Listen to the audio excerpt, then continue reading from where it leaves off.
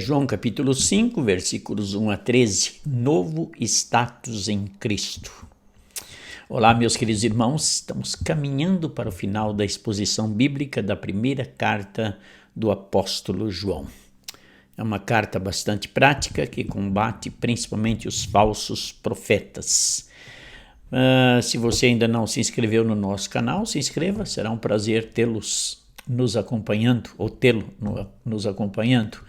E terminando o nosso vídeo, você pode colocar se gostou ou não gostou, fique muito bem à vontade. Terminando, nós temos a próxima mensagem sobre 1 João, é um texto tremendamente difícil. Por esse pecado digo que não ore. Vamos ver o que Deus nos ensina. É um texto que nós evitamos de expor, porque ele é complicado, mas vamos expor. Então, fecharemos a primeira carta de João com esse texto bastante complicado. Então, vamos à nossa mensagem de hoje. Palavra-chave do texto, Jesus. Os irmãos vão ver que por 10 vezes aparece Jesus como Filho de Deus, das mais variadas formas, mas quando a gente descobre que no texto tem uma palavra que se repete, algo está sendo trabalhado em torno dela, da pessoa de Jesus. Por isso que nós vamos trabalhar aqui com a pessoa do Senhor Jesus. Nunca nos esquecendo que João está batendo firme contra a doutrina gnóstica, que daquele pensamento esquisito de que Jesus não era Deus. Então ele bate naquela tecla, fortalecendo a igreja para que a igreja permanecesse firme na palavra de Deus e tendo Jesus Cristo como a única forma de Deus se revelar aos homens. Os gnósticos diziam que eles tinham lá um pensamento intelectual, ia trabalhando aquelas ideias doidas e a pessoa ia crescendo num conhecimento puramente humano até que ele chegaria bem perto de conhecer a Deus, tudo pelo esforço humano. E João diz, não, conhecer a Deus é só através do Senhor Jesus. Vamos à grande ideia do nosso texto. A garantia de um novo status diante de Deus é Cristo. A garantia de um novo status diante de Deus é Cristo. Não tem como fugir, meus irmãos. A única garantia não são os pensamentos desenvolvidos pela escola gnóstica, o pensamento gnóstico. A única forma de conhecer a Deus é através de Jesus Cristo. Vamos então ao nosso texto. Eu coloco aqui nessa transição bênçãos imerecidas ganhas com o nosso novo status. E eu faço 3 colocações. A primeira, o que muda com nosso novo status? O que muda é o seguinte, agora somos filhos de Deus. Segundo, garantias que temos no novo status é dada pelo próprio Deus, e nós vamos ver nos versículos 6 a 10. E por último, bênçãos adquiridas com o nosso novo status. Somos vencedores, ganhamos um manual de orientação e ganhamos a vida eterna. Então nós vamos desenvolver esse texto sempre focando na pessoa de Jesus Cristo, que é o centro desta mensagem. Vamos em frente. O que muda com o novo status? Todo aquele que crê que Jesus é o Cristo é nascido de Deus, e todo aquele que ama o que o gerou, ama também o que dele é nascido. Assim sabemos que amamos os filhos de Deus, se amamos a Deus e guardamos os seus mandamentos. Deixa eu colocar esse versículo aqui fora para que vocês me vejam. percebe que a pessoa de Jesus Cristo aparece aí no texto. Então, todo aquele que crê que Jesus é Cristo é nascido de Deus. Então, não é aquele que desenvolve uma ideia intelectual, vai se aproximando da perfeição e conhece a Deus. Não. O nascido de Deus é aquele que crê em Jesus Cristo. E como nascido de Deus, ele passa a pertencer filho, porque se ele é nascido de Deus, ele é filho. E aqui sempre eu faço uma observação. O mundo diz aí, para-choques de caminhão, né? Todos somos filhos de Deus. Não é verdade. Filhos de Deus, todo aquele que crê em Jesus Cristo, esse é nascido de Deus. E todo aquele que o ama, gerou. Ama também o que dele é nascido. Assim sabemos, olha a ideia do sabemos aqui, que amamos os filhos de Deus se amamos a Deus e guardamos os seus mandamentos. Daqui a pouco vamos falar sobre a guarda dos mandamentos. Então, o que muda no status do homem? Ele passa a ser filho de Deus. Antes era simples criatura, agora é filho de Deus. A obra de Cristo mudou o nosso status. Agora somos filhos de Deus. E olha, filho de um Deus é coisa fantástica, né? Eu não sei se você já pensou, às vezes a gente bota a cabeça no travesseiro e pensa, puxa, já pensou se eu nascesse filho de um dos homens mais ricos do mundo? Hoje eu teria tudo. É um absurdo pensarmos assim. Nós somos filhos do Deus que criou o mundo e tudo é dele. E ele tem algo preparado para nós maravilhoso. Ok, vamos ao próximo aqui. Então, o próximo, deixa eu mudar aqui também na minha garantias de que temos novo status. Deixa eu mudar aqui, garantia que temos um novo status. Deixa eu passar mais um aqui. Ok, este é aquele que veio pela água e pelo sangue, isto é, Jesus Cristo, não só pela água, mas pela água e pelo sangue, e o Espírito é o que dá testemunho, pois o Espírito é a verdade. Pois o que dão testemunho são três: Espírito, água e sangue. Os três concordam entre si. Se recebemos o testemunho dos homens, o testemunho de Deus é esse: ele deu testemunho do seu Filho. Quem crê no Filho de Deus tem o testemunho em si mesmo. Quem não crê em Deus torna-o. Eu acho que nós não completamos o texto aqui, eu vou ver aí. Mas observe aí, Jesus Cristo aparece no versículo 6, no versículo 9, no versículo 10. Deixa eu pegar aqui. Acho que faltou aqui na nossa... Deixa eu abrir aqui o texto do versículo 10. O que faltou nós completarmos aí? Então, as garantias que temos no novo status. Deixa eu voltar a 1 João, capítulo 3, capítulo 5, versículo 10, que diz assim: pois quem crê no Filho de Deus dá o testemunho do seu Filho. Então, aí completamos, nós paramos aí na torna-o, aqui é quem crê no Filho de Deus tem o testemunho em si mesmo. Quem não crê em Deus torna-o, aí que faltou completar, torna-o mentiroso, pois não crê no testemunho que Deus dá do seu Filho. Quais são as garantias que nós temos aí? As garantias que nós temos aí, meus irmãos, é que o Espírito Santo de Deus nos garante essa filiação.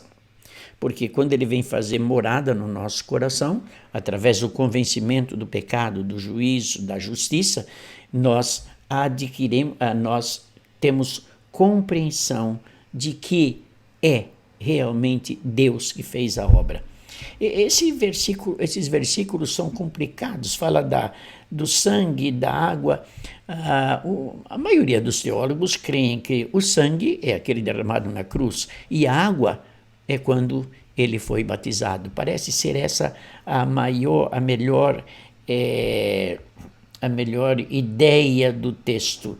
Então, nós temos o testemunho do Espírito. Aliás, entra o Pai, o Filho e o Espírito Santo. Mas quando nós cremos no Filho de Deus, tem o testemunho em si mesmo. E quem não crê, torna-o, como diz o texto aqui, mentiroso, pois não crê no testemunho que Deus dá do seu Filho. E eu gostaria de destacar aqui que o Espírito, a água e o sangue são três que se concordam entre si e dão testemunho. O Espírito é aquele que veio habitar em Cristo na hora do seu batismo, né? Aí ele foi batizado na água e na cruz derramou o seu sangue. Tudo isso, meus irmãos, era para orientar a igreja a permanecer firme na palavra e também combater os gnósticos que criam que realmente, quando ele foi batizado, o Espírito veio nele. Só que quando ele foi na cruz, o Espírito saiu dele. Então, quem morreu na cruz para os gnósticos era somente a pessoa de Jesus, não o Deus encarnado. E aí, por isso que o apóstolo João bate duro nesse testemunho. A garantia que temos é que nesse novo status é garantia pelo Espírito, pela água, o batismo do Senhor Jesus e pelo sangue derramado na cruz do Calvário. Parece ser essa uma boa interpretação desse texto. Ok, vamos em frente. Bênçãos adquiridas com novo status. Primeira bênção que nós temos aí, deixa eu mudar aqui o meu... Bênçãos adquiridas com o novo status. Primeira bênção, está aí.